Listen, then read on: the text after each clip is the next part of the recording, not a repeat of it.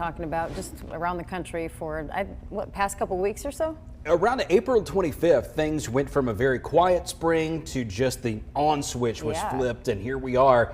Last night was the biggest event for Alabama in 2 weeks. We had the tornado outbreak in northeast Alabama in mid-May, and here we are on Memorial Day behind a big round of thunderstorms that knocked out a lot of power, and still a lot of folks without power in central Alabama.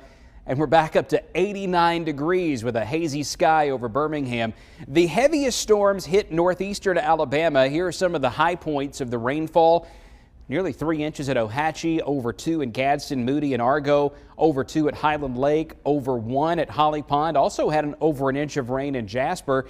And there are 3 areas the National Weather Service is going to look at tomorrow: Vance and Coaling in Tuscaloosa County, as well as northern Cherokee County and Randolph County, to see if some of the wind damage there may have been caused by a tornado. A little hard to tell for sure at this point based on what damage indicators that we have, because it was somewhat sporadic damage, but they'll let us know as soon as we get that information tomorrow.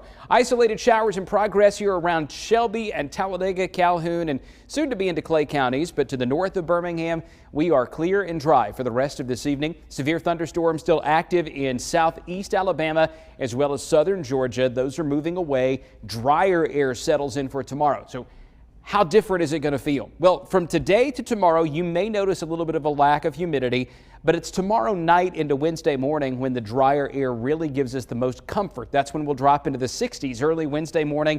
But then watch what happens. Wednesday afternoon, humidity starts to build back in. That's where we can't say that there's zero chance of an isolated shower on Wednesday or Thursday or Friday for that matter. And then Saturday, the wind shifts more to the east-southeast, so there's dry air coming in from Georgia, shutting down the risk of rain for some of us, while the moisture is still there for others, mainly on the western side of the state going into the weekend. So here's how rain chances look. It's very low to no impact Wednesday, Thursday, Friday. Saturday, I think we've got a little better chance of some storms, especially west of I-65. And the same will go for Sunday. You basically got a repeat performance of the weekend there. Highs in the mid to upper 80s, a 30% chance of some scattered thunderstorms. Tonight, we're dropping into the mid-60s in the morning. It's still humid enough to notice. About 88 degrees tomorrow afternoon.